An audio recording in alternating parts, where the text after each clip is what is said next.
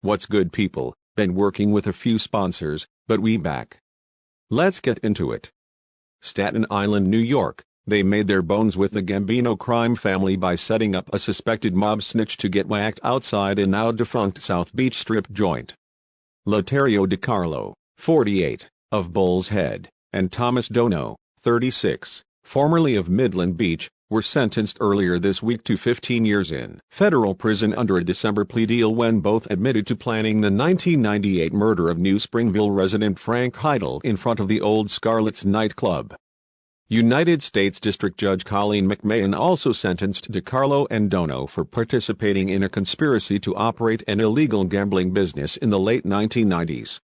Heidel was murdered to prevent him from providing information to law enforcement about ongoing criminal activities of the defendants and other Gambino organized crime family members and associates, including the January 1997 beating and murder of Frank Parasol, said Preet Bharara, U.S. Attorney for the Southern District. DiCarlo's term was set to run consecutively with the sentence of 15 years and 8 months he now is serving in connection with the beating death of Parasol, over a dispute involving union no-show construction jobs. The Gambinos were convinced Heidel had dished to feds about gangsters who were going to commit burglaries in New Jersey, criminals who were caught in the act in early 1998. Those suspicions came to light in the 2004 trial of acting Gambino boss Peter Gotti when a former FBI agent revealed Heidel provided information on crimes committed by 10 to 20 mobsters, including Gambino crime family members.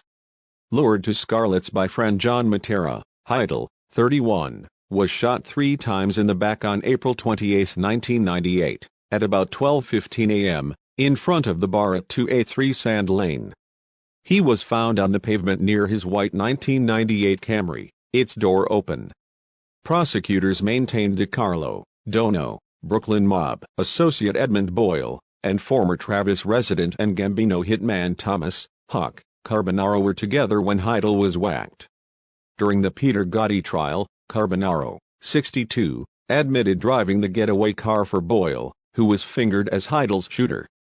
Mafia turncoats Frankie Fapiano, 48, formerly of Tottenville, and Mikey Scars, DeLeonardo, 54, formerly of Altonville, both admitted to aiding the Heidel slaying when they testified as cooperating witnesses in the Fed's case against John, Jr., Gotti. Fapiano and DeLeonardo each pleaded guilty to charges related to the Heidel murder and both await sentencing.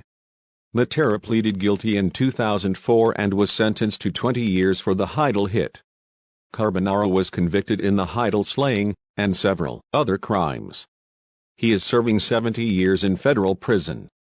A federal jury acquitted Boyle of murder in aid of racketeering and witness tampering.